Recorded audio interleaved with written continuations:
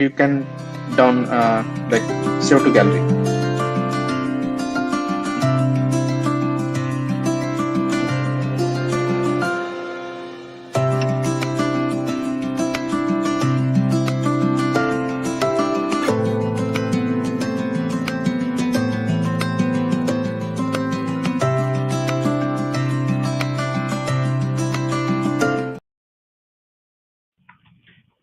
Namaskar, welcome to another podcast of Navavimarsh. So today is a auspicious day of Gita Jayanti. So on this Gita Jayanti, we are going to read a book by the name of From Kurukshetra to Boardroom by author by SCV. So this book is based on the learnings and wisdom of Gita. So this book teaches us, tells us how to use Gita as a wisdom, as a book of wisdom to actually win in life from Kurukshetra to Boardroom. So today we have back with us our favorite reader, Nandi. Hi Nandi, how are you? Namaskar, namaskar. Yeah. So we have one people have joined. So we'll give some time for people to join. But before that, Mhm. let me share my screen and share the information where you can get this book. Sure, sure. So So this book is available in Garuda Books. Okay. So here you can see in Garuda Books, the books available. So the books available in Amazon as well as in Garuda Books. But in Garuda Books, you have a special discount here. So you will get around 80 rupees less. It almost 100 rupees, more than 100 rupees less in Garuda Books. Same is available also in Amazon. But I would suggest people to go and buy this book. So before we read this book, we are going to talk about the book itself, that why this book is written and what's important that we are reading this book. So for reading that, we don't have a PDF version available. So we had scanned and created our own PDF. So Nandi, I would request you to just go through the introduction Sure, on the sure. book itself on the website. Till then, I get Sure, the sure. PDF prepped. Thank you. Yeah. So this book from Kurukshetra to the Boardroom, Business Management Secrets Decoded from Shree Bhagavad Gita. There's a short description about the book here. From Kurukshetra to the Boardroom. Don't scroll. Yeah. From Kurukshetra to the Boardroom is a groundbreaking book that decodes the business management secrets embedded in every verse of the Bhagavad Gita, authored by SCV, a seasoned professional from Ahmedabad. This work offers a unique perspective that blends ancient wisdom with modern business practices. It provides actionable insights into leadership, strategic decision making, team dynamics, and overcoming challenges. Ideal for students, professionals, and entrepreneurs. This book transforms Krishna's divine teaching into practical guidelines. So, as we can see, this book is very similar to that book we had seen before. Like we have not read it on the channel yet. There's a book called Arthashastra and how it can teach us time management. I think this is based on similar lines, but it's a very unique concept because, as we know, we can discuss Srimad Bhagavad Gita in terms of philosophy and and metaphysics, and even in daily life, how we can utilize the karma yoga that was mentioned clearly in Srimad Bhagavad Gita. Krishna had clearly mentioned all the types of yogas and specifically focused on karma yoga and how it can benefit a human. So in along those lines, so we will see how it can be uh, used in modern business practices and how it can make our business practices better since we are moving away from the western uh, Even they are like everyone is moving from Western standard practice. Everyone is looking for new uh, phases of practicing business. That too, yeah. So there are about to know. Did you know about this from about the book?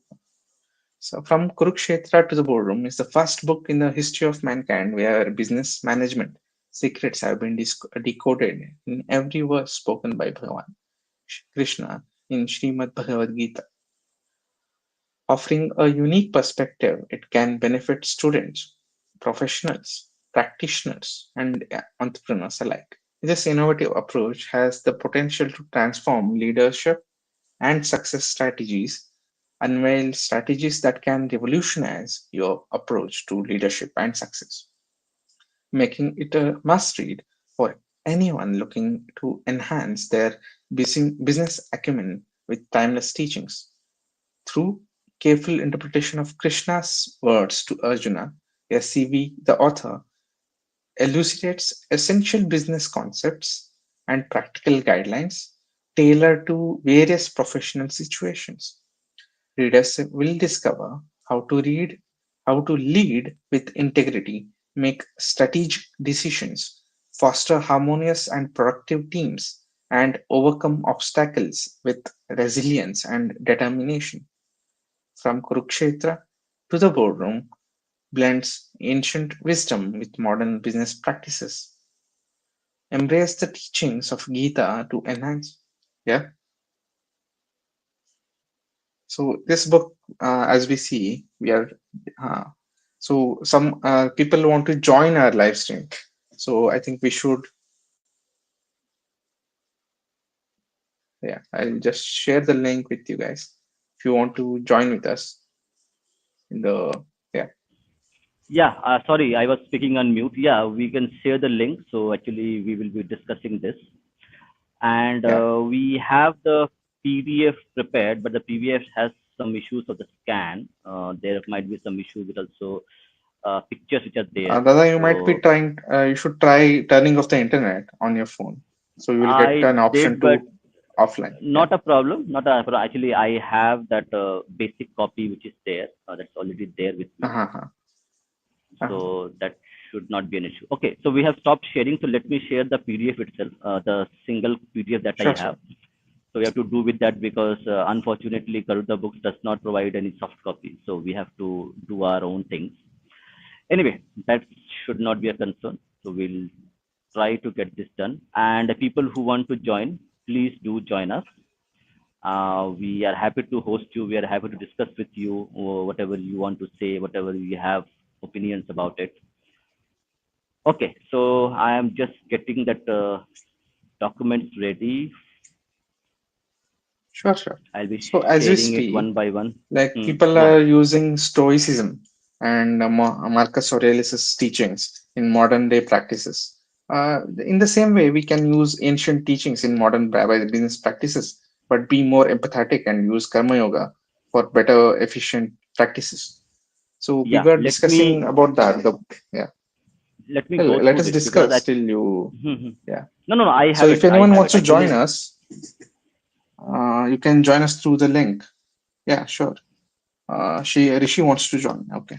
yeah. Let Rishi join. Mhm. Yeah, he's joined. Shekhar has joined. Namaskar, Yeah, Shekhar. Namaskar. Rishi also wants to join. Rishi, please come in. I am going to share the first part of the our talking discussion today. Yeah, he'll join in a couple of minutes. Yeah. Okay. So Yeah. hopefully you guys can see my screen. So as we were talking about karma yoga, so okay, Shekhar. First of all, do you want or the audience wants to go through the reading, formal reading, or because we had actually planned to actually focus on the chapter 3 of this book called chapter 3 is named as Karma Yoga, the Yoga of Action, chapter 3 of the Bhagavad Gita. Uh, anybody? can you read the Devanagari, because Sanskrit is not my the best into the pronunciations. Nandi, can you Yeah. pronounce the Sanskrit Can you? verses, because I don't want to actually yeah, it is visible. Yeah, yeah, yeah. So this is. Can you zoom out a little bit? It's 3.3. Okay.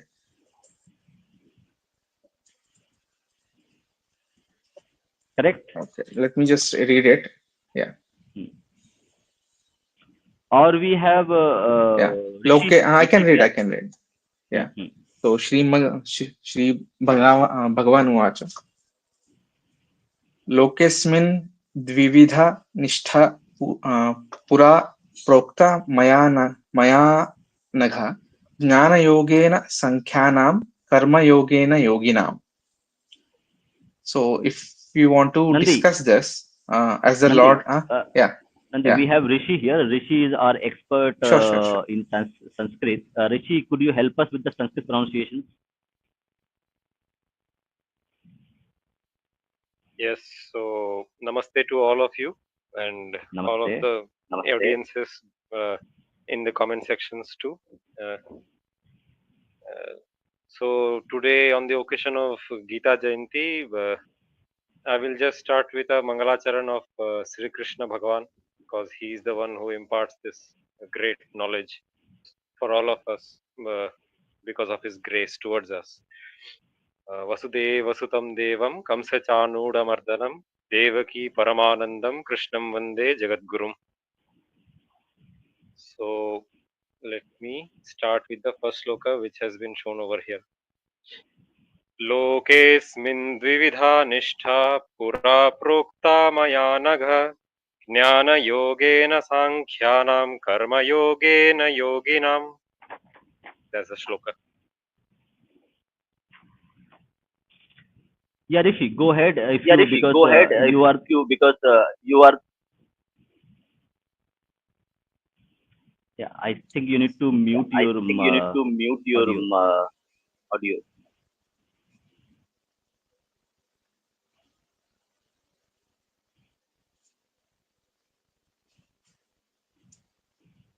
Yeah, Continue, Dada. Yeah, okay. you So, can continue reading. Yeah, okay, so let's read it. Okay, I will be reading it the first chapter of this, chapter 3 of Bhagavad Gita, the sloka which was recited by Rishi, and we'll go one by one. In this verse, Krishna introduces the two primary paths of devotion: Jnana Yoga, the path of knowledge, and Karma Yoga, the path of selfless action. Jnana Yoga involves contemplation and wisdom, while the Karma Yoga emphasizes selfless action without attachment to. Okay, let me have the book. I have the book with me. Let me just confirm it, because the scan is not very good, unfortunately.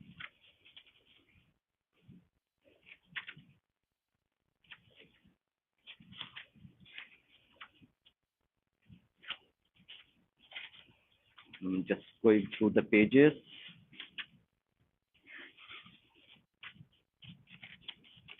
Okay, yeah, I have it. So in this verse, the Krishna introduces two primary paths of devotion.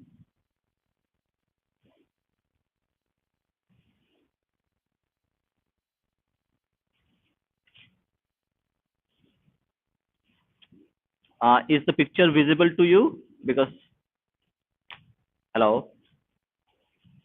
yeah, it's It's okay, visible. Dada. It's visible. Yeah, it's okay. Okay. So because I am reading from the book itself. So let me just get this also right. So in this verse, Krishna introduces two primary paths of devotion: Jnana Yoga, the path of knowledge, and Karma Yoga, the path of selfless action.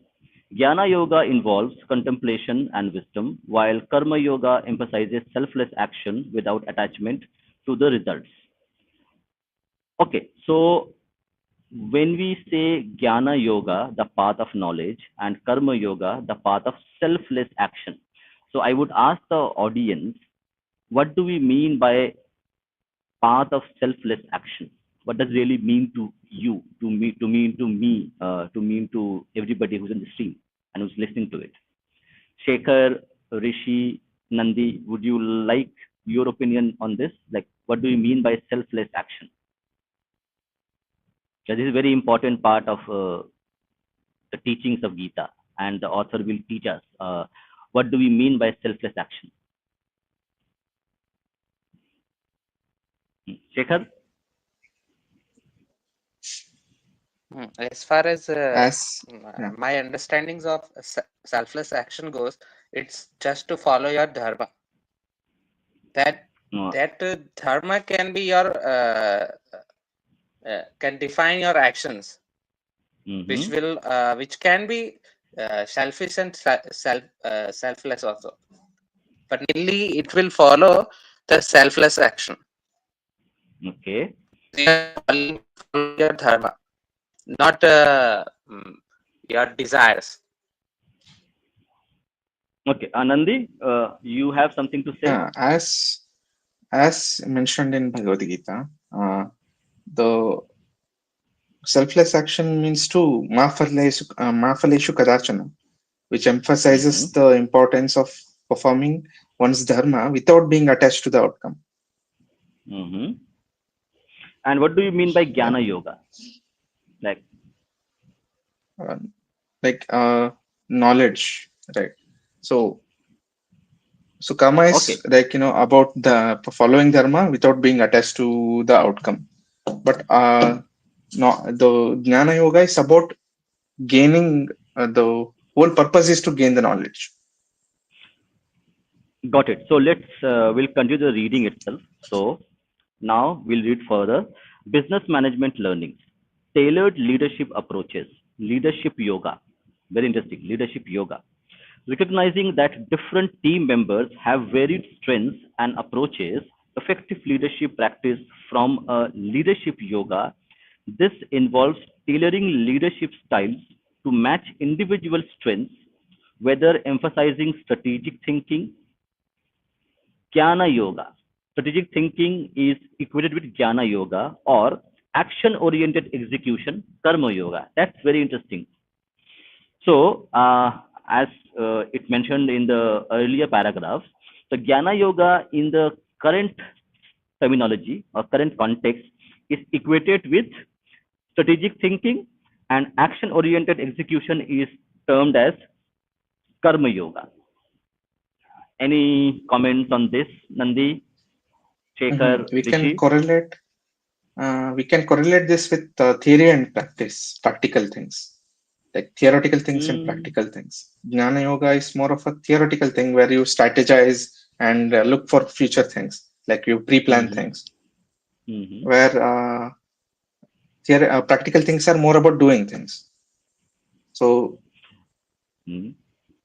Rishi, because Rishi is our expert, most of us believe Rishi is a very good Indic knowledge system expert. So, Rishi, would you like to say something? Yeah, so the interpretation that the author has given of both the Vidyas, Karma Yoga and Sankhya Yoga, in the former Jnana Yoga, sorry, I said Sankhya Yoga, but Jnana Yoga. So in the Jnana Yoga, he has tried to interpret it in this context as strategic thinking, which I think is good enough. So Jnana Yoga is especially related to path of contemplation. So strategic thinking requires that almost all the time. So it's a very apt translation, according to me. And as far as Karma Yoga is concerned, which is interpreted as action oriented, even there also I think it's a very apt translation. Although I must say this, that in this the in the current context of business management, there is an interest to pursue, right, for all individuals to take any action.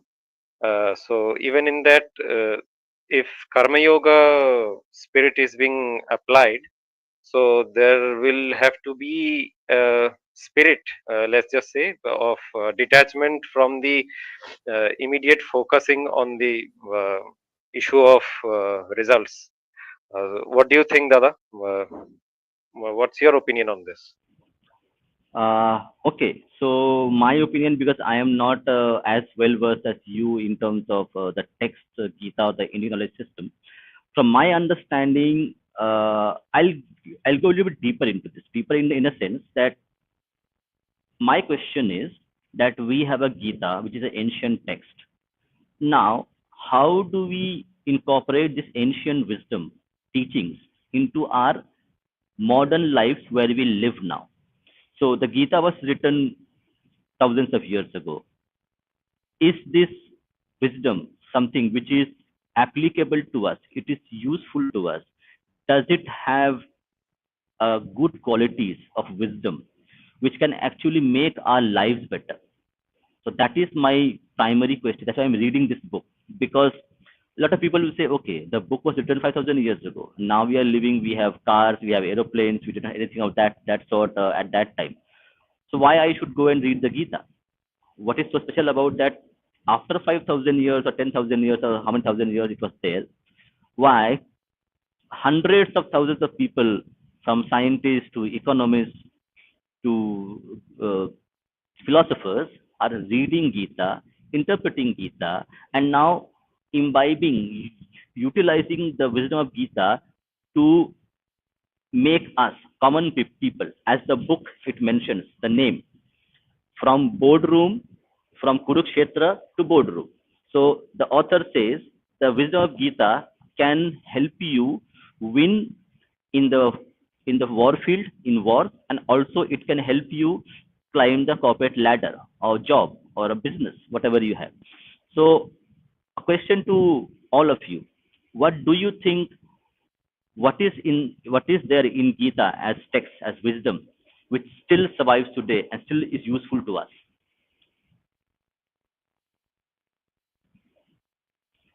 We have Ishan have joined. Ishan, I would welcome. not comment on. I would Go not ahead. Yes, comment sir. on this subject, but if we specifically go by the business management learning this here, then we can take for example, let's say a businessman has to open a business, okay, and first thing he will do is strategize, or let's call it a Gyani Yoga. So he will let's say he wants to open a shop, so he will acquire all related knowledge to that subject, like where he has to open the shop. Is the shop feasible in that area? Are the profit are the profit margins okay, and those things?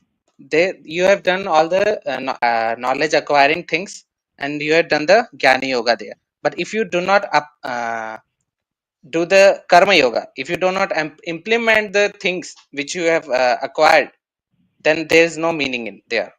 So you have to use both the Jnana Yoga and Karma Yoga simultaneously if you want to achieve something. So basically, you have to strategize and then implement whatever you have thought about.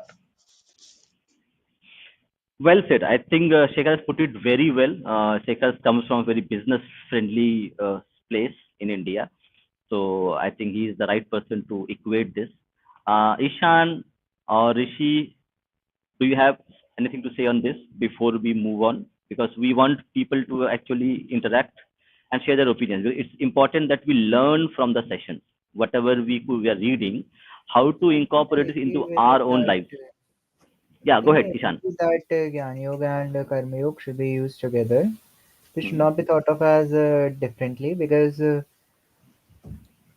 like I see it like yes, it should be like a combination of that because like somebody can have like somebody can can get knowledge, but another is Karma Yoga is like you have to apply that knowledge. So yeah, I think in this way we can say like. Yes, go ahead, go ahead. Whatever you want to say, please. Gyan can be theory in the present day context. It can be thought of as say you have to learn both theoretical and as well as practical knowledge of the field. Like only one using only say one is not enough, and overemphasizing on the say other is also bad. Like some people nowadays say that we need to do only practicals, but I feel that we need both theoretical as well as foundations as well as practicals. That's what in present day context I would say. Got it. That's If I also. if I Go ahead. continue Go this ahead. point, you will find this Hmm. example of overutilizing the Jnana Yoga and underutilizing the Karma Yoga in the educational field. They are only theory. They are studying only theories. There no practical application is studied or applied there. They are only studying theoretical, and when they come out of college or schools, they don't know how to apply that knowledge. Yeah, I Yeah. agree with So it. both of you are students, so I think you can actually know what's happening. Mm, I have another view. So, Jnana Yoga is performed by the managerial uh, staff, like who will strategize things, and the execution is done by by different, how you say, executive officers, right? Karma Yoga, Okay. Yes. Yes. Yes. yeah. I don't Jnana Yoga think No, is, Nandi. yeah. we Hmm. go by that. Hmm. I think managerial class will be the one that will execute the things. The upper management will be the one that will strategize things, Hmm. as far as Uh, my understanding goes. But the no. grassroots Okay. level work is done by those, like, yeah. So Yeah, we the No, have I'm just basically. implementation thinking, will yeah, be on yeah. the managerial class. There they will have Hmm. to use both the Jnana and Karma Yoga. But if you overall take a company, then the managerial class will only be executing whatever the executive officers, the CEO, CFOs will decide. Hmm. Got it. That's very interesting. Okay. So let me give my 2 cents to this discussion. Okay. So as of now, in our current business scenarios, or whether the way the corporate function, the way business function, so we have a two category: blue collar workers, white collar workers. Okay. So can we term Jnana Yoga as white collar workers? Can we divide blue collar workers as uh, Karma Yoga? It What is your cannot be opinion? generalized. No, Yeah, I'm just giving it a cannot be thought to it. generalized. Please. You can see it overall, but I would not generalize these terms because there the diversity is too much there. Very good. The Yeah, yeah. blue collar Jnana is jobs, required as by both we now sides. understand, they Hmm. changes. Like, There is too Jnana is much required by both variation and ends.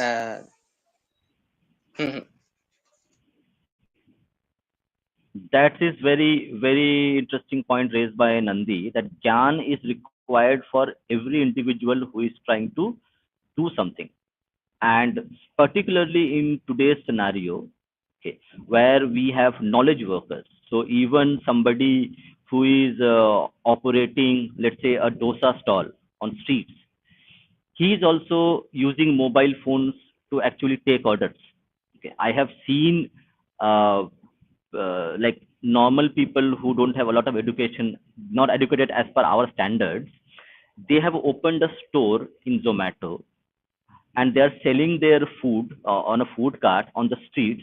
They are receiving orders, and Zomato guy comes in, picks the order, and he gets the money. So the ability to actually interact with Zomato management for that individual who is not very educated as per our standards. I'm not saying they're not educated. They have much more knowledge than we have in their field of knowledge. But as per the society believes in, that individual who is running a stall in in the city, okay, on the streets, has got himself registered in Zomato. He's dealing with Zomato people in the money, how much money commission he's getting. Okay, he's seeing the orders, he's getting the order prepared, he's getting the order delivered. So as Nandi mentioned, in current scenario, even in previously as well, we had artisans who built temples, grandest temples. Okay, 3 stories, 5 stories high temples were built with gopurams. That cannot be done by somebody who doesn't understand mathematics. So the current standards of blue collar workers and white collar workers is something which is actually misnomer in my perspective. I wanted to understand correct how you people believe, but now I think okay, we are all in the same page that jnana and karma both are required as human beings for us to succeed in life, and that's what uh, the verse and the author is saying, that both are are part of who we are, what we need to do. What we will do is we will read through the next chapter and then we will again discuss it. Let me just get the page number right, because this is something important. 85, 86. Hold on.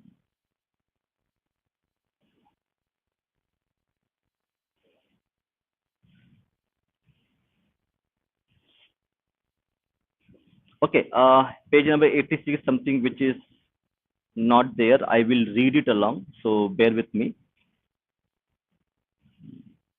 Uh, Admin, can you add somebody? Somebody has joined. Let me read through it.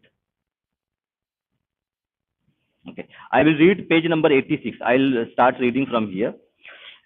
Inclusive decision making, diverse strategy and counsel. Just as Krishna acknowledges both paths, business businesses benefit from diverse strategy counsels. In decision-making processes involving individuals with diverse perspectives, some incline towards analytics, jnana yoga, others towards practical implementation, karma yoga, can lead to a well-rounded strategy. Employee development strategies, holistic growth programs, acknowledging diverse employee preferences for growth, organization can implement holistic growth programs. These programs offer a range of development opportunities, allowing employees to choose paths aligned with their strengths, be it skill-based training, karma yoga, knowledge-focused initiatives, jnana yoga. Any comment on this? This is very interesting. Me being working in a corporate environment, these terms are very common to me. Yes. Anybody, or else shall I read along? Continue. I would say read along. Okay. Thank you. Agile project management, dynamic work styles. The verse hints at adapting approaches based on individual tendencies. In project management, adopting dynamic work styles involves recognizing and capitalizing on team members' strengths, allowing them to contribute effectively, whether through strategic planning or hands on execution. Just as Karma Yoga emphasizes selfless action, business businesses can adapt philosophy of balancing profit with purpose in their corporate social responsibility initiatives. By contributing to social welfare without solely focusing on immediate returns, companies align with the essence of selfless action.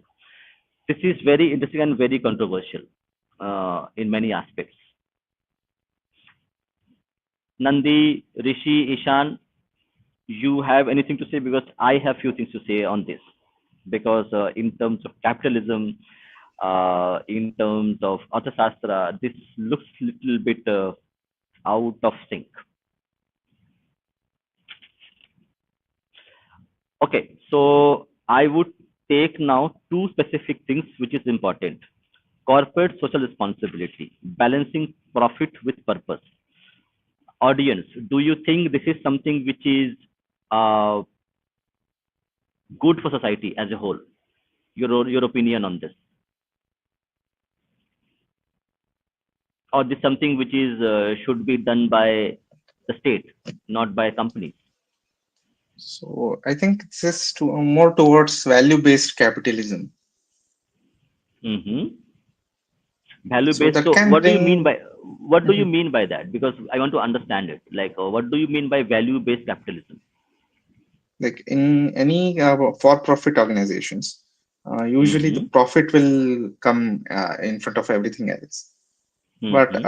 there should be a limit for that also, because the extremities are never good. Yes, but I have a So counter yeah. argument. Wait, Mhm. wait. I have a counter argument to that. Okay. Mhm. Imagine I'm a businessman. Okay. Mhm. And as a businessman, correct, I invest a lot of my capital into a business. Yes. So, because it is in my interest as as a business logic, what I want to focus on this specific thing is, as a business logic, I have opened a shop in a city. Do I want that city people to leave the city? No, correct. I want the No. city people to stay in the city so that they can buy my products. Mhm. So, taking care of the city is part of my business strategy itself. See, Yes. somebody doesn't have to tell me that you need to take care of these people because you are making profits. That is my only primary argument on this. I do not Mhm. agree with the author's perspective. The intentions are good, but my point is, as a good businessman, I am investing money. I have bought a land, I have taken a shop in rent. So it is in my business interest to make sure that the place around me is clean, the place where people live. Okay, if they don't have if they don't they need anything, they will go and help. I want the city to be the best place. People can live there. Only then they will buy the product. So it is part of my business strategy to actually make sure that the society as a whole is doing well. The government or somebody else should not tell me that, okay, you need to do this because you owe a responsibility to the society just because you are making a profit. What happens if I make a loss? Will the same government will tell, okay, you take this money because you are not making a profit out of this? So Sandeep, what you are saying in is in lines with the CSR funds getting exempt. Like if you're spending in CSR spending and you'll get a tax exempt, you're doing the work that government has to do, but you're getting a tax break out of it. So that would be a good. but is that but why the government is outsourcing its work to corporates? That's my question is, Mhm. why So the for, government mhm, is outsourcing its work? Correct. We pay taxes to the government for what? For doing welfare. Correct. mhm, Taking care of mhm, it. And government mhm. is doing, okay, I can't do it. Let corporate do it. Is So that the something which efficiency is is where the corporate comes into, right?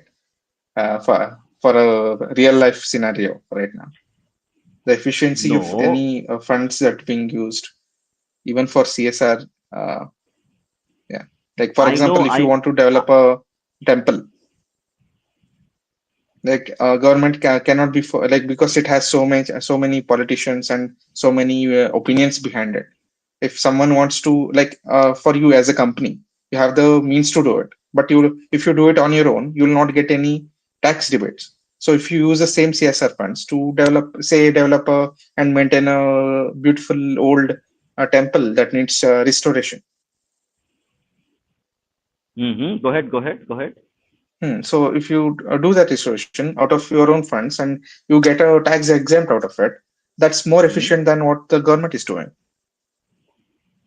Okay, understood. I get. I am understanding your point. Because I've seen 2 to 3 temples that are being maintained by Infosys in Karnataka. Those are very old I temples of 12th century. I And understand. I they get to are. your Mhm, point. I mhm. get to your point. Let me change the page, and we'll be reading page number Yeah, sure, sure. 87 now. Hold on. So,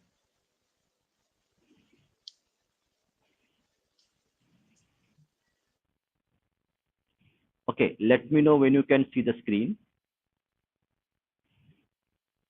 and if the text is visible or not. Okay, Yes, before visible. we go to page number 87, let me give a counter argument to you. My only argument is we pay taxes to the government to take care of social services, administration, policing, healthcare, services to the public. That's why we pay taxes to the government. Is it ethical on part of government to then outsource that work to corporates and give them tax benefits? Shouldn't we get Uh, the tax money back because the government is not able to use it? yeah, it should not Isn't that be enforced on you. Like you are not supposed to be like no, forced on to use your CSR funds, no, but no, no, no. you should I have am the not. option to. Yeah. I am Hmm. not saying that. I am not saying that. Has the thing is, I am paying taxes to the government, correct? Hmm. And I expect the government to do the services. If the Hmm. government says to a third party, you go and maintain a temple, okay, then government is foregoing its responsibility, which is it has bestowed upon himself as the primary power, as the primary authority. Hmm. If today Infosys may not be able to manage the temple correctly, I can't Hmm. blame the government. Hmm. I will blame the Infosys. But I haven't Hmm. paid taxes to Infosys. I have paid taxes to government, state government. Government. Correct. So No, what? so Hmm. isn't that I am dodging my responsibility as a state government Hmm.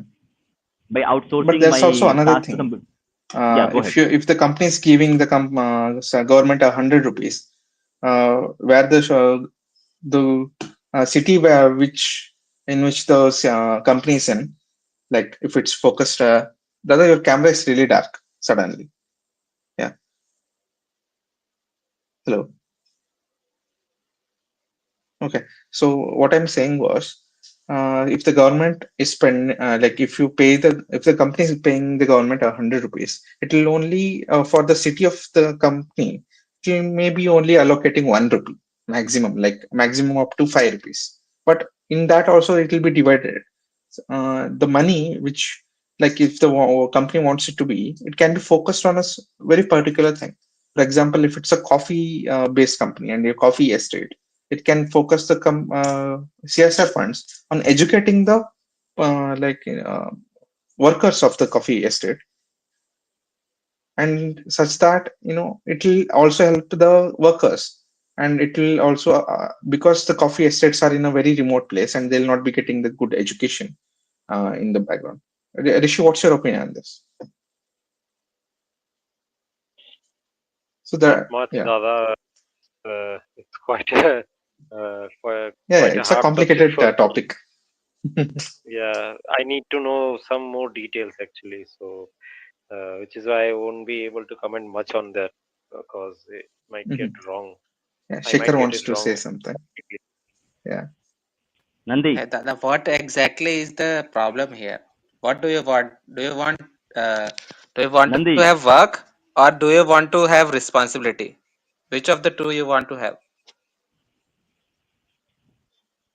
Hello. Yeah. So you're asking me, Nandi, so am work I or audible respond? to you guys? Bol bol. Yeah, yeah, you are audible. हाँ There's हाँ दादा there आपकी आवाज आ रही है there is हाँ अभी गई there, bolo. Power cut हो गया क्या? Yeah, so not a problem. I can go ahead and reading के लिए light है, but let me show you how it looks like. So this is look like अरे, this. don't. It's okay. It's okay. No, karma yoga. It's important. Mhm. Okay, Yeah. so I missed your conversation for a few minutes. So So my argument दादा I was want to like if ask the what is the problem here? Mhm. What exactly do okay, you want? Efficiency, work done, or responsibility? What exactly is the question here? okay, okay. Very good question, Shekhar. So my not a question. My thing is, if the government wants to outsource its work to a third party, it needs to communicate to the taxpayer that I am collecting tax. This work will be done by this person, and I'm going to do this. Government cannot say that I am going to provide you healthcare, social services, judiciary, administration, courts, and later they outsource this work to somebody else. That is not part of the contract. That's the only argument. Government can do whatever they want. They need to be transparent with the public who are paying taxes. When I am giving my 30% of my salary to government as taxes, I have the right to ask what happened to my money. You cannot, government cannot forego its responsibility, saying I have given responsibility to this organization. They will take care of temples. This organization will take care of hospitals. They will take care of courts, and I am going to go and enjoy. Shekhar, that's my argument. So you are against the So you're NGO basically based saying the government government should not practices. play the Shekhar, go ahead. government should not play the blame game, which it usually does when they contract the third party to do something for them. Yeah, because Hello. they are actually what they are doing is what they are doing. They are going to just say, okay, it is not my fault, somebody else's fault. That I Then want is to. See, malicious intent on the government's behalf, no? Because it's not taking care of yes. the citizens, and citizens also not doing their work. Their responsibility तो नहीं बोलेंगे. uh, their problem should be that if my work is done or not, if they are paying the taxes, the work is done, then there is no problem who does it. The government does it, the third party does it, it doesn't matter. But if the work is not done, and then the government plays blame game to blame the third party or someone other to forego its responsibility for the problem which it created, then there is a responsibility problem which can be accounted to on the government. But Understood. you Uh, can't really Understood, solve that Shekhar. for problem the if yeah. the government is democratic, like in India or any other government. Even if the government is not democratic, it doesn't really the citizens can't really do this, can't do anything about it unless there is a judiciary or uh, some form of organization or the social responsibility forced on the government. So I'm completely, for the record, I'm completely against NGOs taking over ministry's work. So what I was saying was about Yeah. a small company Yes. which is using like its own like CSR funds to help its own workers or their kids, or setting up a fund for their kids, or setting up a school where in a remote area where their workers kids can get a better education. But I'm completely against an NGO coming in from anywhere and setting up like office in Delhi and taking over a ministry. I'm completely against. Okay, I think for the the record. NGOs are the Okay, bane for of the government no, no. Okay, for the record. because See, they erode the I am. governmental authority or power. Yeah, power comes with correct with responsibility. They need to be responsible as well. They cannot just exercise powers. There is a responsibility which is attached to that. Yeah, but the So current form of government, it all already holds the power, no? It doesn't really need power. It holds the power. The NGOs then deteriorate it. It erodes it. okay, what we will do is we are going to read the page number 87. Okay, the page number 86 I already read. So let's go and then we will again find some interesting point to discuss. Very interesting topic that we are discussing now. Let me turn on the torch. Okay. Okay. So we'll read overview. Business management learnings. There is a verse which I cannot read because let me see. Can you show the Okay, verse, okay, yeah. I'll show you. So this is the same verse or which is just there in say the the name, the number of the verse, 3.3 or 3.4. 3.4? 3.4. Just can you just show it on the screen? 3.4, because it will not be shown here. 3.4. So we'll read the verse and then we will go ahead and do it. But this is very interesting. This we cannot miss it. Okay, I'll just share my screen. Wait. Yeah, go ahead. Yeah, so I'll open another uh, yeah, from another website.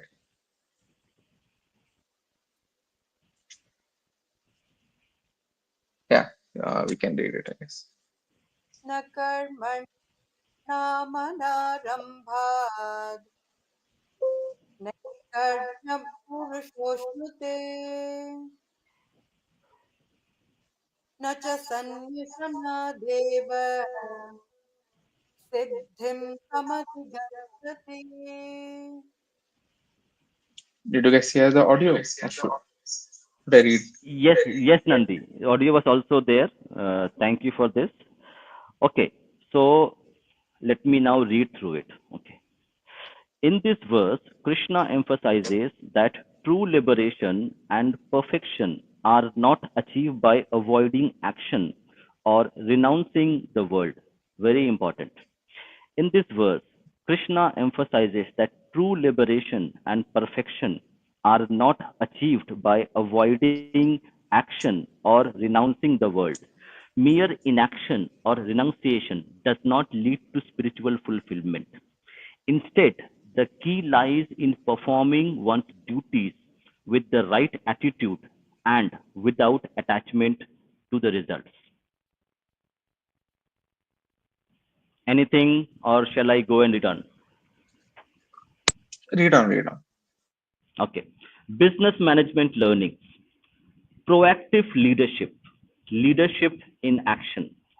Successful leaders embody leadership in action. They don't attain success by avoiding challenges, but by actively engaging with them. Proactive leaders take on responsibilities, navigate challenges, and lead their teams with a sense of purpose and commitment. Innovation through engagement, creative action. The business world thrives on innovation and adaptation. Encouraging a culture of creative action involves actively engaging employees in problem solving, innovation. Instead of avoiding challenges, organizations that embrace creative action often find innovative solutions. Entrepreneurial persistence, entrepreneurial persistence, action oriented resilience. Entrepreneurs often face setbacks and uncertainties. Action oriented resilience means persistently pursuing goals, learning from failures, and adopting strategies. Success in entrepreneurship comes not from avoiding challenges, but from resiliently navigating through them. Let me give an example right now. Okay. I was doing this stream and I had a power cut. So I had kept my other phone in charge, fully charged with data pack on. So I could connect with my data and the fully charged phone in about 3 minutes. Now it is back. So when we say action oriented resilience and persistently pursuing goals and learning from failures. So this thing had happened previously. So I learned from the failure, learned from the actions previous time by keeping my laptop, my phone, and data on in case a power breaks down. Anything on this? I can speak a lot, but I want you guys to say something or have your opinion. The core of creative action is to adapt for changes. That's what life force is about. Hmm. Okay. So So, yeah, do you the practice creative. Yeah. something? Mhm, Do you practice something? See, I give an example of what I was doing right now. Okay, that mhm, I had a strategy that if something goes mhm, bad, what I should do. mhm. So you Correct? couldn't show the verse, right? Bhagavad Gita verse. So I Yeah. took up another, like following the verse number that you said. I searched it up on another site and opened the Bhagavad Gita verse from that site. So this is one of the adaptation that I did today. Now, Yes, that is something which is very aptly mentioned. Okay, this is not the one. Let me yeah, sure, sure, share sure. the screen now. I Let me have just actually, remove it. no, no, I need to also search it. I have the list back at my place. I should Hmm. be able to share it. Hmm. So the creative action the author mentions. Uh, Yeah, actually, this there's is there a lot something to unpack here. Kriya There's a lot Yoga? to unpack. Have you heard of Kriya Yoga? Yes, I have heard of Kriya Yoga, but there's a lot of to unpack here because these Yeah. are business strategies, but they are Hmm. rooted in Indian traditions, like Indian knowledge system. So let me just further, for the record, create.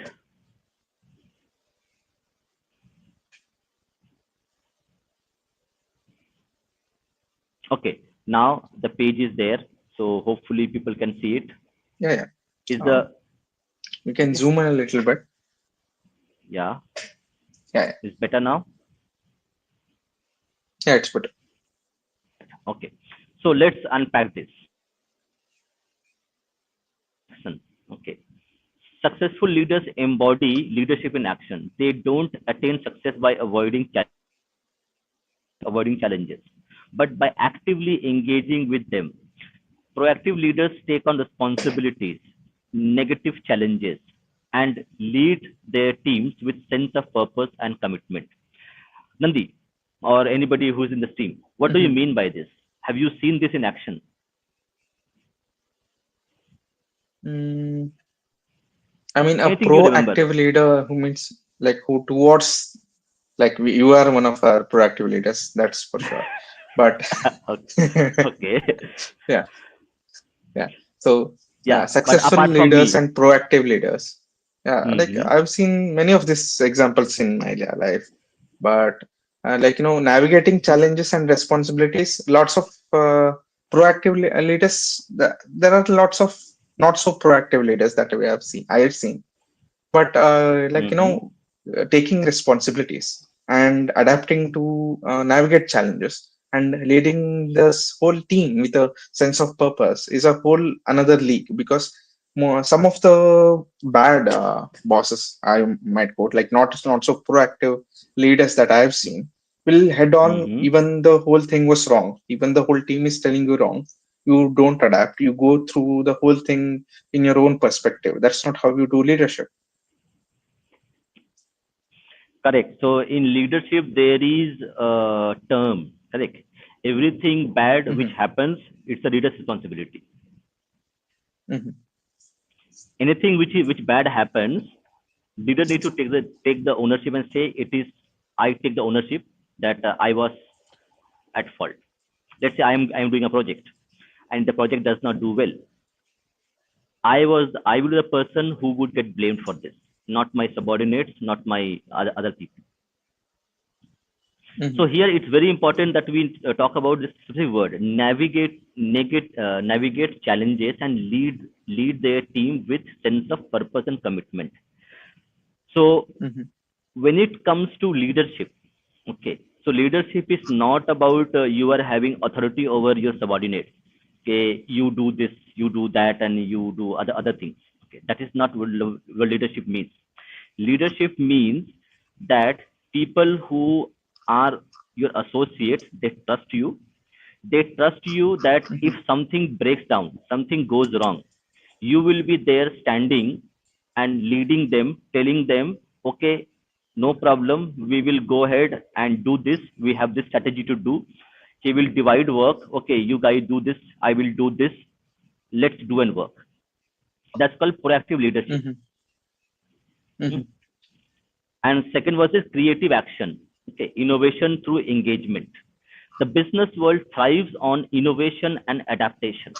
Correct. mhm, Exactly we did today.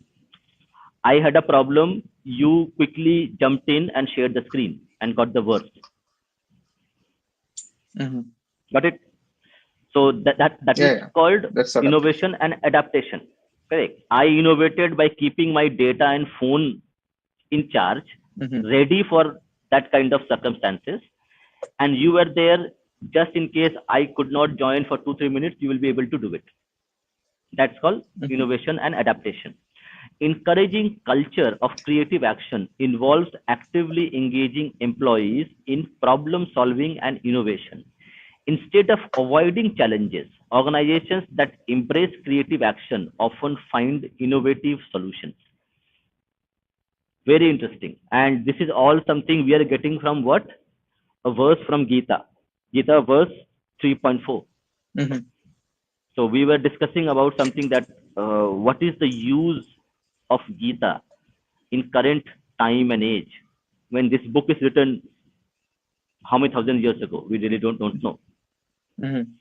So the usefulness of this timeless wisdom is still persists, and we are reading this book for a reason. Reason is if I give somebody a Bhagavad Gita, he will read the verses and he will understand philosophy, but he may not have the wisdom or the knowledge, okay, or the a guru to actually use the wisdom of Gita in his personal life to attain something which is he can do. Like he can do well in career, he can do in studies, he can do in good in business by using these specific verses and their wisdoms incorporated into their lives. So we are reading this book for this reason that we want people to actually understand that the Gita's verses which are there, the wisdom inside, is something that can help you in your business, in your student career, in your job, or in your personal life as well. So with this Mm-hmm. examples, we will be able to reach out to people and tell them, go ahead and read Gita. This is very useful to you. This is something will help you achieve your dreams. Okay, anybody Okay, has I'll anything to show say you before something we very interesting. go ahead? Just for like so we have lots of naysayers when it comes to Bhagavad Gita in schools and colleges Mm-hmm. and anywhere. Mm-hmm. So this is U.S. Military Academy Mm-hmm. curriculum, Mm-hmm. and like it even mentions like all they study all the Eastern thoughts. It's not just related to US. When you're like they study everything about the US and the world. If you want to study a subject, you have to look at it from all perspectives. Very interesting. And there is So actually I'll a just show you. So this is YouTube lecture. United States Military Academy academic program, the class of 2020s. Yeah, if you can see, this was the curriculum that was mentioned. Page number Oh, 176. If you go, you will see the scope of the. So they're asked to write a like how you say essay about any one of the things that they like they find interesting enough. mm-hmm. Mhm. Very good. So So this is this is something a very part of interesting. curriculum. Yeah, and they'll even get how many 3 credit hours for this. 3 credit hours for this. They were not That's opposed. They were really very like even if they were like very Abrahamic, yeah, like if you can say, uh, yeah, because but still they have open thoughts. They can discuss if they want. But in India, to discuss Bhagavad Gita in schools and colleges, you need to please everyone. This is not how open societies work.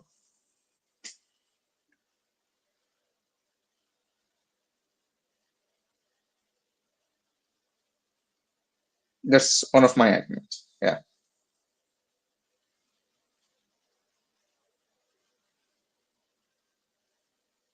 Hello. I think that is offline again. Yeah. So as I was discussing, so I came across this very now. So they in the military when they are discussing about leadership, I came across this. So this was the 2020 class of 2020 academic program of United States Military Academy of West Point, New York. So I came across it in their website. Yeah. So if you see, so almost all the subjects are covered. Uh, yeah, under the Eastern topics on the page number 176.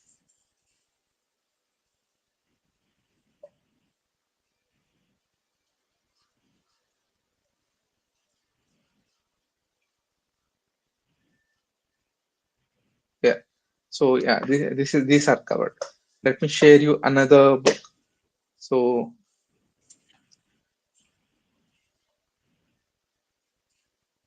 has anyone been? Is anyone there in the chat? I am there. Yeah, yeah. So I was opening another book of Bhagavad Gita just for Nandi, am I background. audible, Nandi? Yeah, yeah, yeah. You are audible Yeah, now. Nandi, I am audible. So yeah, you are audible. Yes. Yeah, because power is again gone. So I'll stick to now data only because it's not stable. Is this the same image that you wanted to share, or we will remove it? Okay. No, actually, no. I'll remove it because I think I will read Yeah, you today can read because it directly. Yeah, yeah. no, It's no, too. Yeah. not because of that. Because actually, the sharing will consume a bit more battery of this one. So I just need to conserve power so that we can continue at least read 2 pages and then we can discuss it. So this power issue will not I'm be there opening next time. another So version of Bhagavad Gita in case you need it. We are in the third yeah, yeah, chapter now, right? So I'm just opening the yeah, third yeah. chapter I think we are for almost reference. there with the page number 87. So hmm we'll hmm be reading now page number 88. I'm just putting the torch.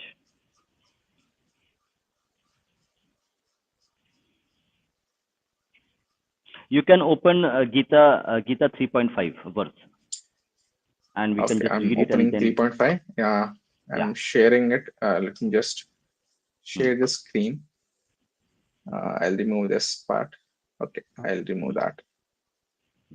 You can play the audio as well, so people can actually listen to it, and then we'll Oh, read the you author's want me to share this? Okay. or Say the audio one. So 3.5 I you think want. Okay. yeah, 3.5. Okay. It's important I'll that just we share the pronounce it screen correctly. now. Go ahead. Yeah, that's why I just played from the Yeah, uh, because an expert will be showing you how to pronounce. If anyone wants to yeah. learn Gita and suddenly you don't know how to pronounce and you don't know how to read a Sanskrit, you can just take this website and take the chapter 3 and verse 5. Okay, let me just play it with the volume. Okay. Anybody who wants to Shekhar, please join. I will add you. Please join, Shekhar. Okay, Shekhar is gone. No problem. Go ahead, Nandi. Go ahead.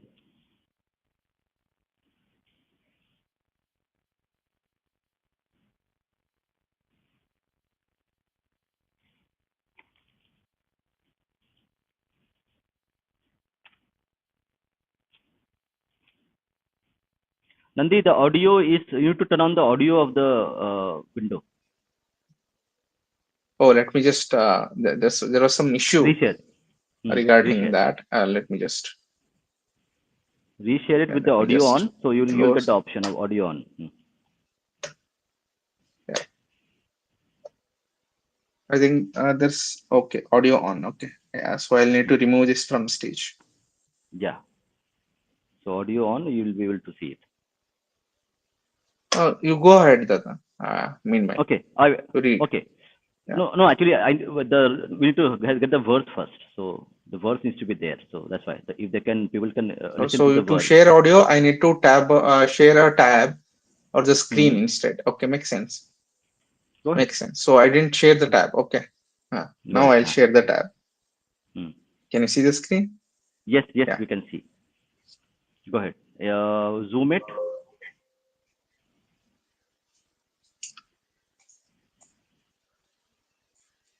Can you see and it? play the audio. Yeah, play the audio.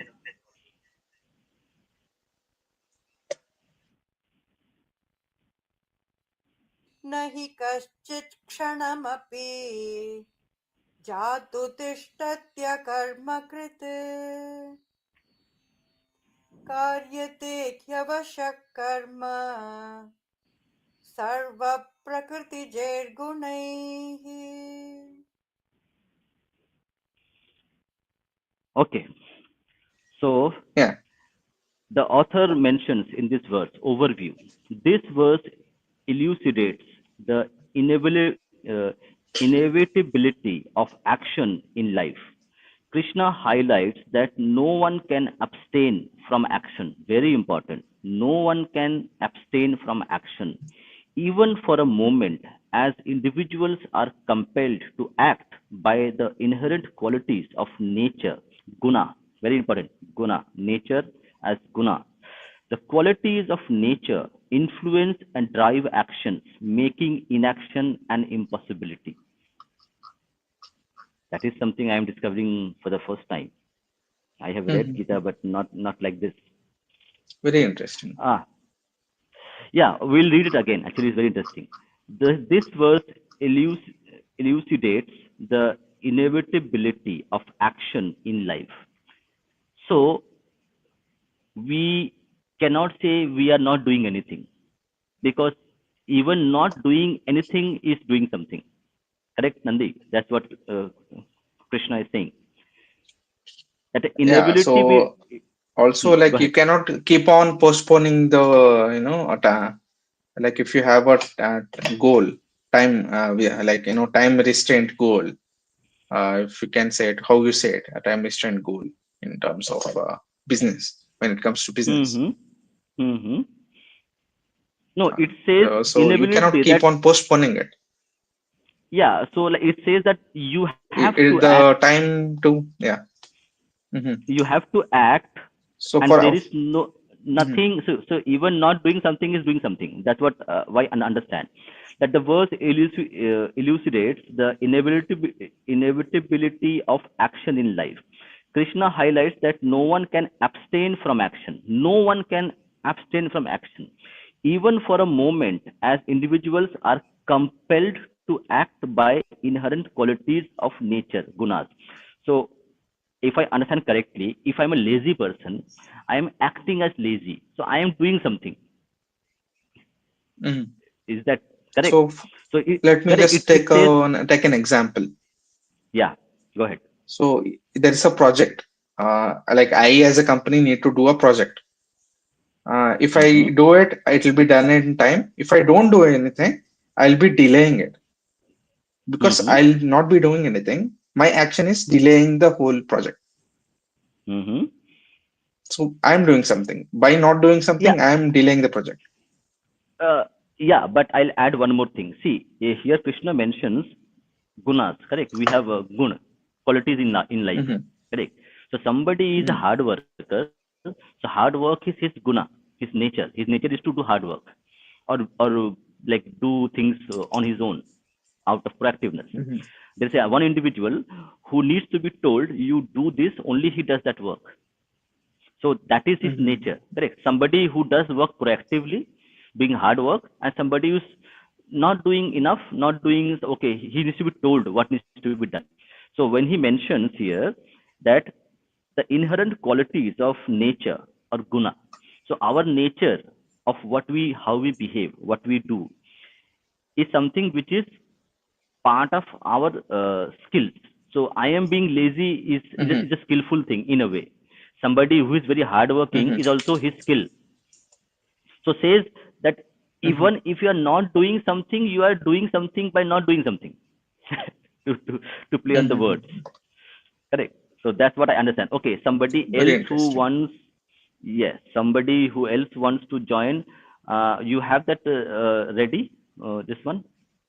Let me just highlight it, the link. If people want, they can join and share their Okay, I'll just highlight. opinion. Okay, Yeah, you do that. I will read along. let me Business just go to management learning. YouTube. Yeah, Hmm. I'll do that. I'll do. Business You keep manage. on reading. Yeah, business management. learning for this specific verse.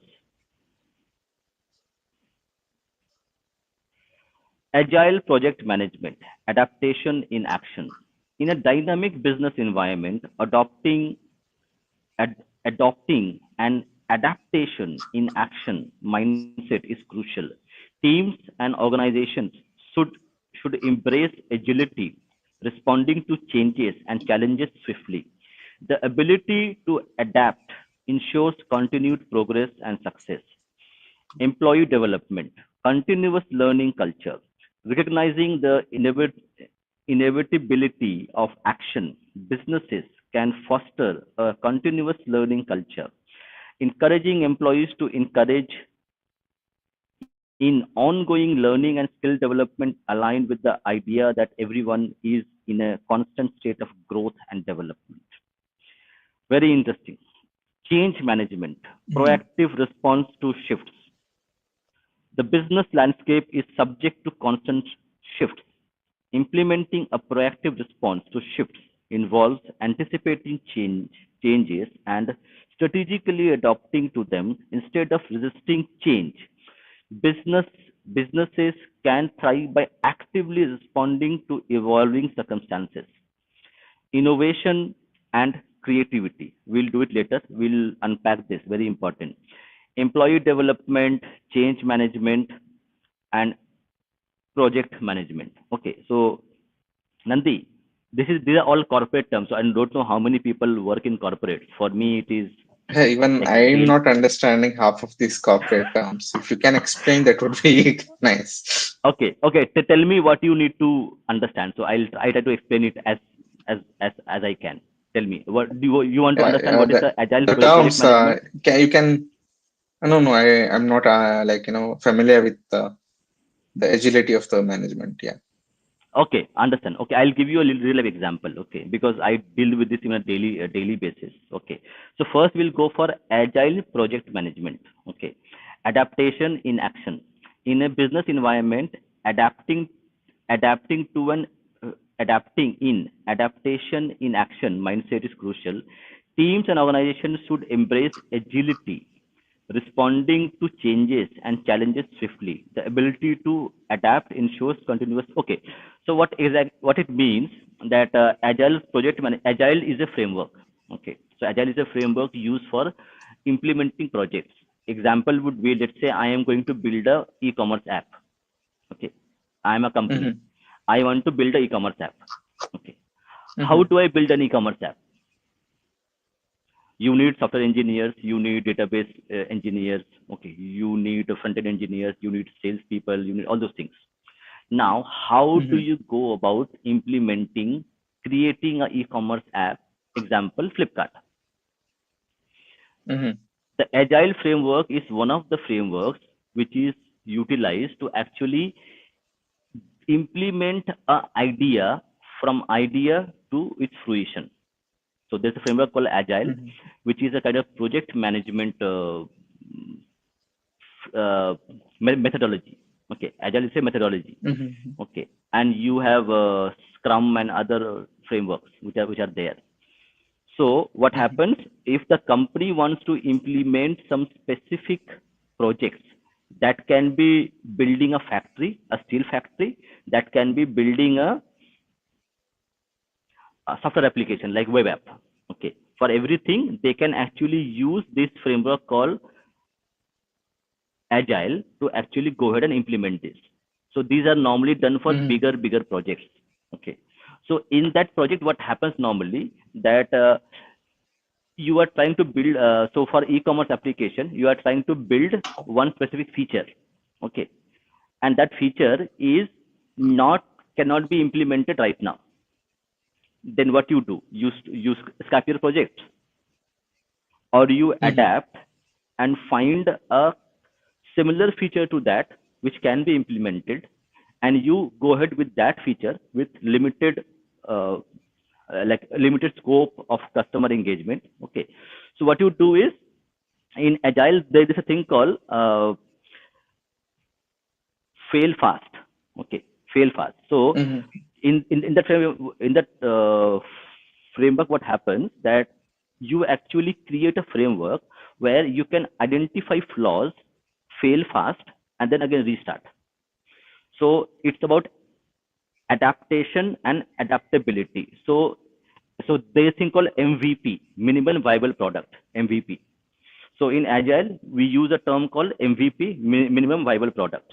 So what happens if you have an e-commerce app and you have a limited resources? What you do is you create a generic e-commerce app which the customer can come, log in, browse, pay, and you can ship the product. The additional features you can add later in later iterations. So that's called adaptability, where you adapt to challenges. So the Agile framework gives you the flexibility that in case the project has some limitation, has some issues into the implementation, you can scale back the project and implement something which can be implemented, which is can be used by the user.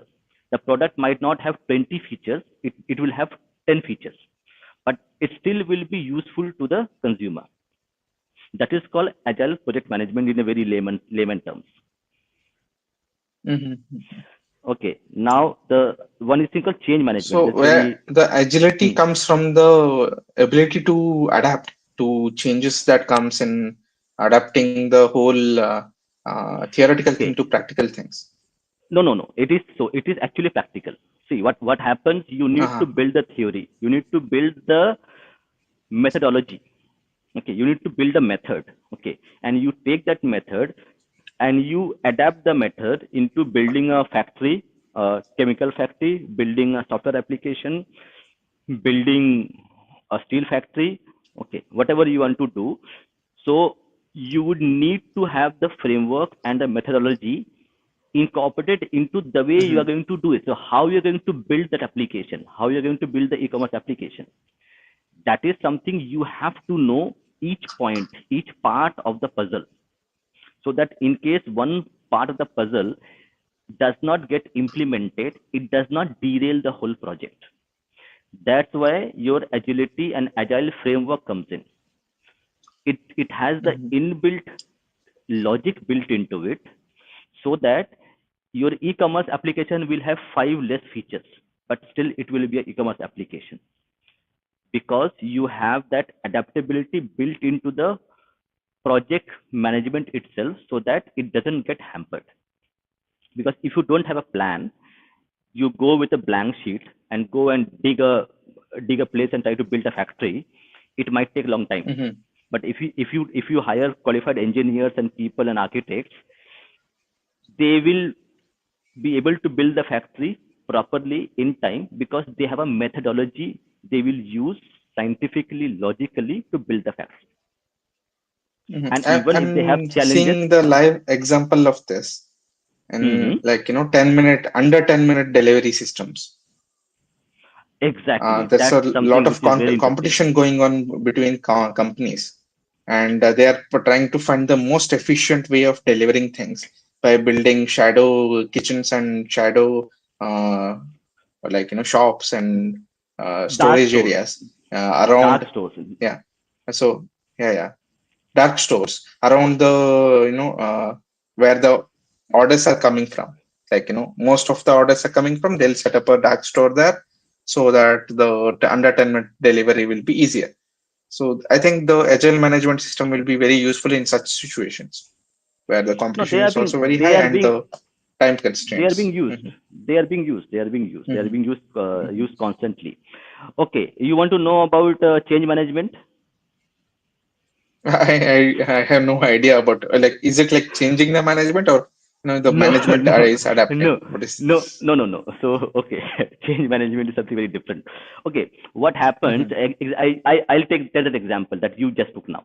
Okay, so you said correct. There are now you had big basket or other companies who are delivering Amazon, Flipkart, who are delivering product, let's say 1 day's time. Correct. So you had your products or your grocery that would Mhm. get delivered in, let's say, 1 or 2 days by Flipkart or some other company, any company, correct? Mhm. Now Mhm. these guys came in and who started heard it. Don't worry about it. I will deliver in 10 minutes. or 15 minutes. What do you Mm-hmm. think? What would have happened to Flipkart and Amazon? What they're thinking? That I am gone. Are they No, gone? no. So they have already all the That is facilities and their infrastructure built in, no, no. That so is they called cannot back change out management. also. So that is called change Mm-hmm. management. Okay. So Flipkart and Amazon have to have a framework, people, technologies, people who do strategy, that in case a competitor comes and starts delivering in 10 minutes, what I need to do. And it's a negative challenge. Mm-hmm. It's a negative challenge for them. So when the author says, let me read it out so that you can again understand it. Yeah, Change yeah. management, proactive response to shifts. Shift means what? Shift means you are delivering in one day. Now you have a challenge to deliver in 10 minutes because there is a shift in competition. A Mm-hmm. proactive response to shifts involves anticipating changes. You need to have people doing strategy, business strategy, to anticipate that, okay, I am delivering today in 24 hours, but I also need to think how we can deliver in let's say 8 hours, 6 hours, Mm-hmm. anticipating changes and strategically adapting to them. You might not be able to deliver a product right now. Let's say you are doing it for 24 hours. You might not be able to deliver that product in 8 hours in next 1 month, but you can slowly Mm-hmm. increase your capacity, improve your systems, so that you are ready to actually deliver the product, let's say in 8, 6, or 4 hours, depending on the requirement, and you are the system ready. Adapting, okay, shifts Mm-hmm. involves anticipating changes and strategically adapting to them. Instead of resisting change, businesses Mm-hmm. can thrive by actively responding to evolving circumstances. So if a person says, let's say there is a meeting happening of business strategy, and somebody says, why are we delivering in 24 hours? Why aren't we delivering in 8 hours or 9 hours or 4 hours? If the management, if the strategic team says, what you're talking about, nobody wants it, so they are resisting change. But that one person, Mm-hmm. if we are delivering in 24 hours, there will be somebody, a competitor, who will be delivering in less than 24 hours. And we should be anticipating Mm-hmm. this and create systems, create capacity within our operations, that in case something that happens, we will be able to meet the challenges. So Flipkart and Mm-hmm. Amazon, they anticipated this. So when this competition came in, they matched it. They may not do it Mm-hmm. as efficiently as other people are doing it, but they are still surviving. Mm-hmm. I hope I'm able Makes to sense. make sense of this. I understood, yeah, change management is like changing the style of management with a different approach. No, That's my change management, understanding. change management means you prepare your, you, I'll give you your personal example. Okay, let's say you are in a profession. Mm-hmm. Okay, and that profession, Mm-hmm. new things are being, there are new innovations happening. Okay, let's say I am in work in IT. Mm-hmm. Okay, so now Mm-hmm. IT will change every 12 months. The technology, the tools will Mm-hmm. change every 12 months. So I have to Mm-hmm. be proactive in my change management to go and learn those new technologies, new tools, so that I am relevant to the market. That is called Mm-hmm. change management at the personal level, where I invest in Mm-hmm. learning new skills, new tools, Upskill and I am themselves. upskill themselves. Okay, that upskill is kind of change management at the individual level. At the organization level, Mm-hmm. you have organizations preparing for a worst case scenario where there's a competitor who are doing something great. So you have the ability to actually Mm-hmm. adapt and deliver in time. So Flipkart, Amazon were able to thwart that challenge because they had the vision that if change happens, we are ready to match that competitors' advantage in terms of timing. Mm-hmm. So adapting to change, adapting to changing situations. That is called change Mm-hmm. management, the way it is. Okay. Okay. Let me read along. Okay. Change management Sure. Sure. is proactive response to shifts, shift in business environment, shift in uh, the way business is done. Okay, right, or would be change in business environment itself or business operations. The business landscape is subject to constant shifts. Implementing a proactive response to shifts involves anticipating changes and strategically adapting to them. You might not strategically adapting to them. You might not be able to address all the issues right now in front of you to survive as a business, but you can actually leverage your Mm-hmm.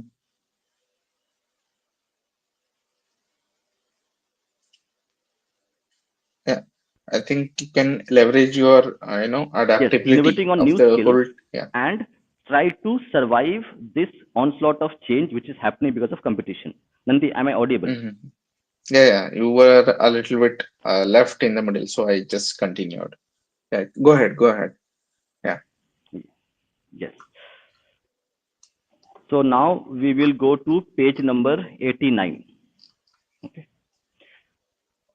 Entrepreneurs face the reality of continuous action. Entrepreneurs face the reality of continuous action in their endeavors. Dynamic entrepreneurship involves fostering an environment where creativity and innovation are valued, encouraging constant exploration and improvement. Team collaboration, harmony in diversity. Very good term we should be using. Mm-hmm. Teams comprise individuals with diverse qualities and attributes, recognizing the influence of nature's qualities.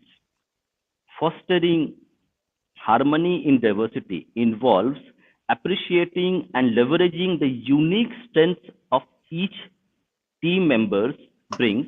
Successful collaboration is built on understanding and embracing individual differences. I think it's evident to everybody what we are talking about, but Mm-hmm. any questions? Let me take questions. People have lots of questions. Okay. Okay, I am Yeah. back. You can. Yeah. Saptorsi, Rishi's back. Rishi, you want to join? You can join. And Nanandi, now we need to do 3.6. I think this is the last verse we'll do today. Last verse Okay. I'll before we say just sign off. go to the page. The Yeah, screen is already shared. I'll just move to the yeah, sixth one. So I yeah, hope everyone is able to, see this. yeah. Yeah. Play the music. Okay. Okay. I'll just play the audio on full Hmm. volume. कर्मेन्द्रियाणि संयम्य य आस्ते मनसा स्मरन् इन्द्रियार्थान् विमूढात्मा मिथ्याचारस उच्यते. Yeah, we have Rishi with us. Rishi, could you explain the verse to the audience and to us as well? Yeah, so that's be fine. Rishi, your volume is a Rishi, bit your less. volume is a bit less. Okay, is this okay? Go ahead. Go ahead. Go ahead. Go ahead. Okay. So, mm, the one who, controlling the organs of action, sits with the mind, remembering the sense objects, is deluded and is called a person of false conduct. So, what I have got in my book, uh, this is the meaning of the verse Karmendriyani Samyamya. That the one who, controlling the organ of action, sits with the mind, remembering the sense objects, is deluded and is called a person of false conduct?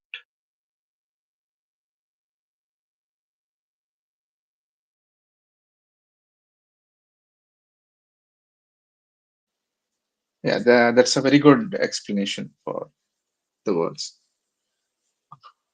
Dada, can you keep on reading about this verse? We just started till he arrives. So I'll just go into the each word, the meaning of each word. So karma indriyani, that means organs of action. Sanyamya, that very close to sanyama that we pronounce. It's restrained, and yeah is who, and aste is remain. Manasa is the mind, in the mind. Smaran is to remember. Indriya Arthan is to sense the objects. Vimudha Atma is the deluded. Mithya Achara is a hypocrite. And Sa and is they, and Uchyate is are called. So the whole thing becomes those who restrain the external organs of action while continuing to dwell on sense objects in the mind certainly delude themselves and are to be called hypocrites.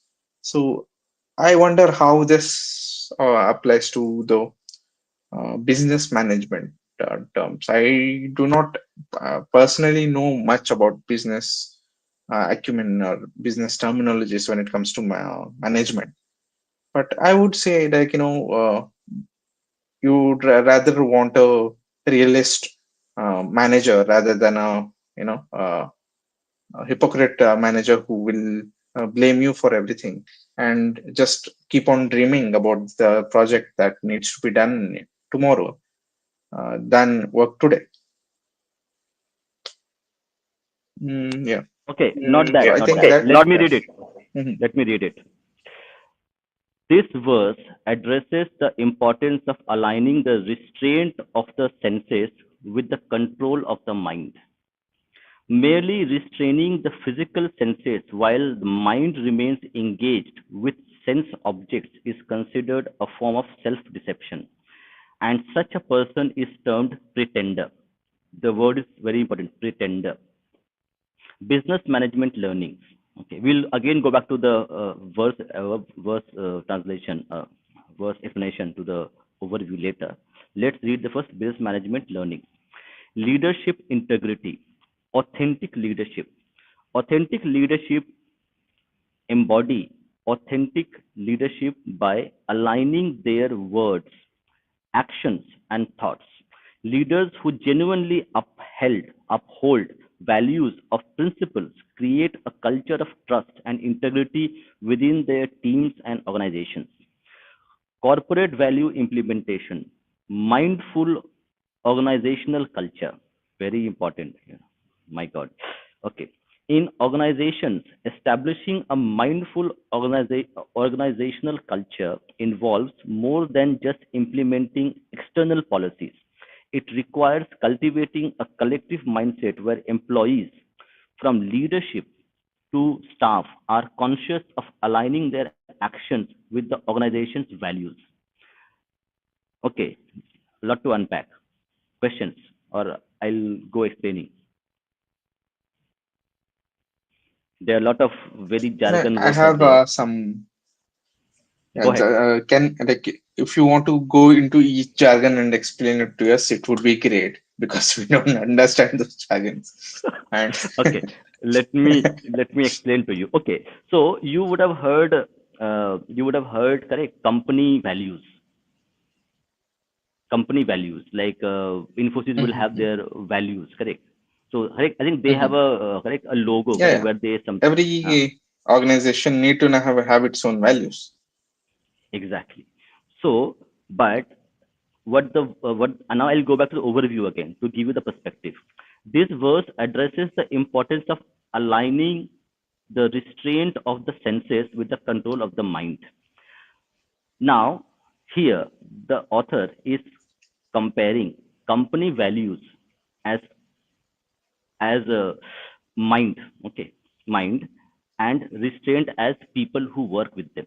So if I am a leader, if I'm a leader in an organization, okay, and I have a like beautiful values, of diversity, of we will give everybody respect, we will treat each other equally. Correct. So that is mind. And then you have senses. Senses would be people who are working in that environment. So what happens if Mm-hmm. everybody is having great values as put in the paper, but in action they are doing the different things altogether? Mm-hmm. Then it doesn't make any sense. Okay. So it means authentic leadership.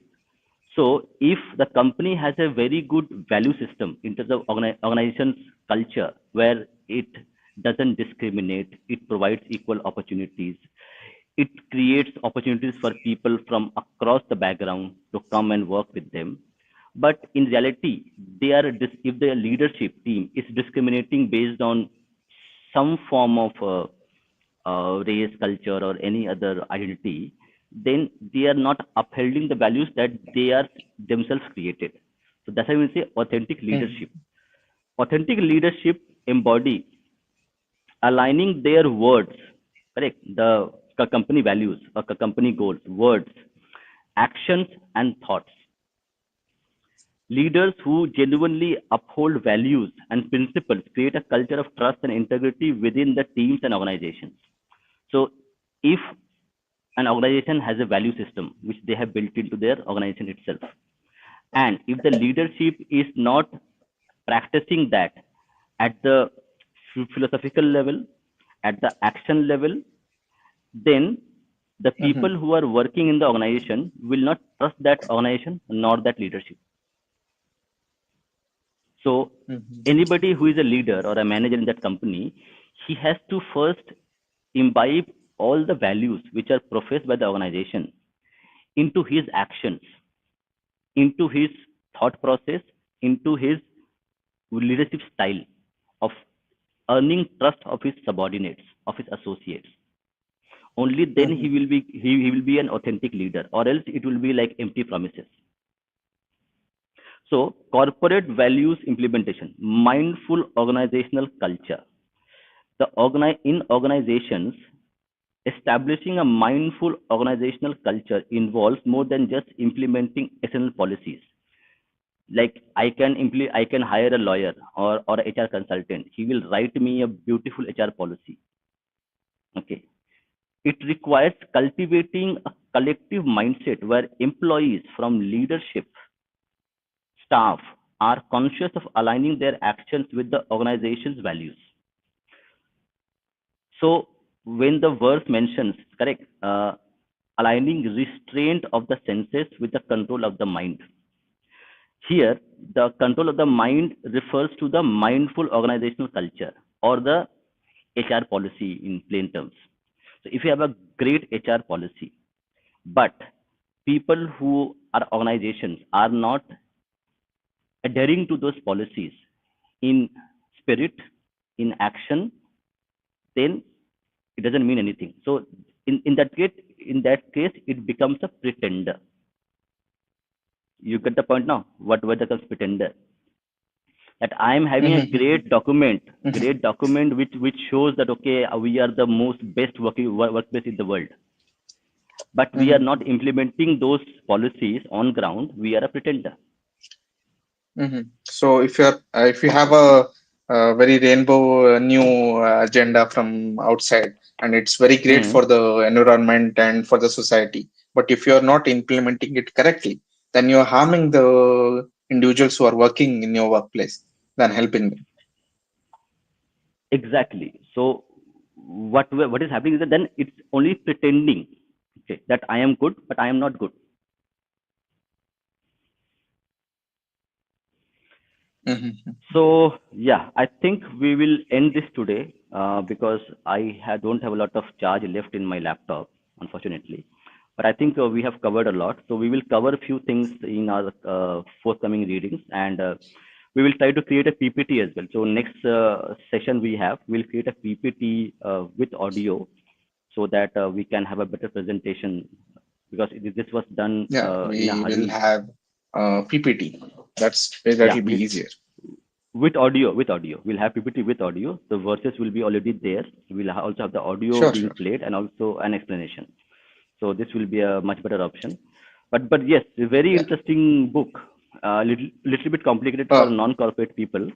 we So have in a terms of, very I mean, interesting question by our yeah, very new audience that we have. You wanna okay. start with that? Okay. Yes. Let me start from the end. Okay, go ahead. Jaideep, when foreigners read Gita, it's a book of violence for them. Krishna is telling Arjuna to kill his own relatives in the name of dharma. It is also a book of caste hierarchy. Okay. Are you a foreigner or are you talking from a foreigner's perspective? Because I need to understand the question. Because if you read that, it's very important for everybody who's listening to this. Okay, you should not, okay, read Gita, Upanishad, or any other Hindu text specifically without a guru, because only guru will give you a perspective. I also, when I read Gita, I will take somebody's help, somebody who knows and read Gita, so that he can give me the perspective of the verse. The word itself has a lot of context and perspective built into it that you will not be able to understand if you don't have a like proper guru who is teaching you this thing. So anybody who is listening to this stream, if you can, like find a guru, or you will find a lot of in YouTube. On YouTube, just go for Gita learn Gita. Okay, you will find a lot of gurus who are actually teaching Gita verse by verse, explaining their meaning on YouTube itself. Rather than opening a Gita and read by yourself, you should read it. I'm not saying you should not read it.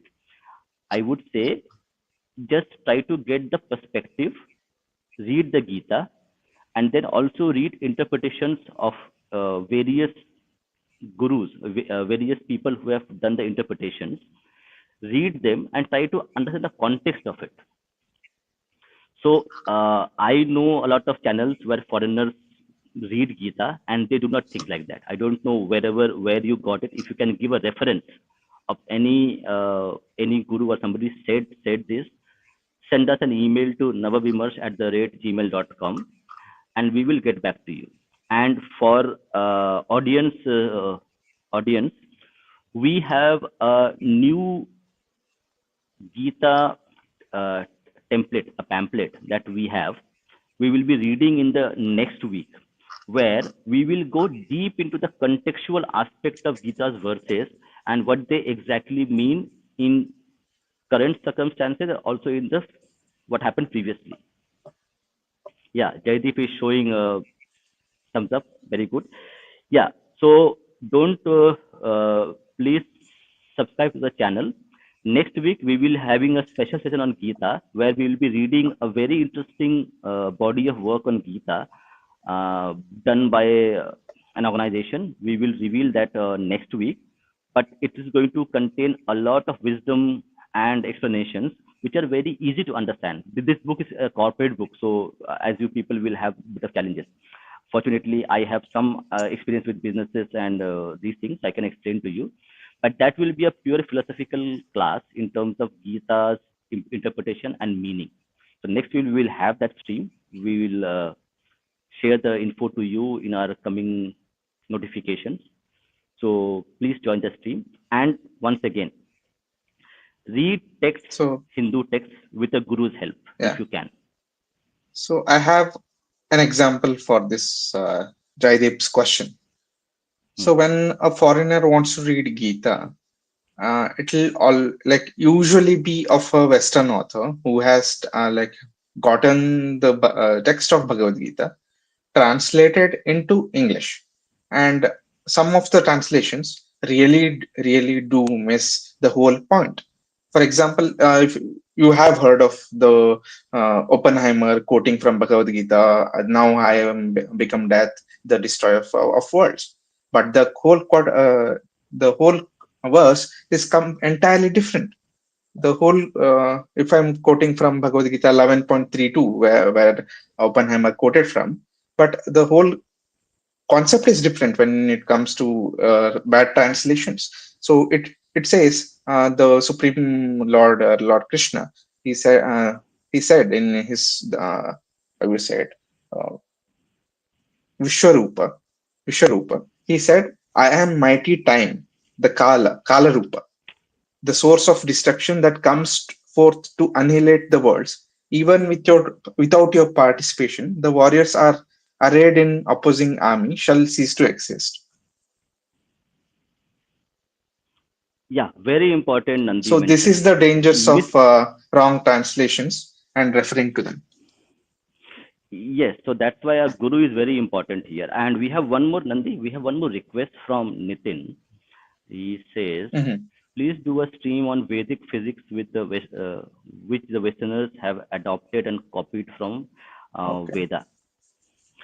We have a book, so we are primarily a book reading channel. So we have books on Hindu sciences. So we'll be reading those books. So I Okay. think there we will get a context that how this is Okay. If you have how any our Vedic questions, science. we have a particle physicist on our panel, Yes. Vijit. Like if you have any Hmm. questions in the next upcoming streams, we can ask him also. Yeah. Yes, that's a very good idea that you have given us. Okay.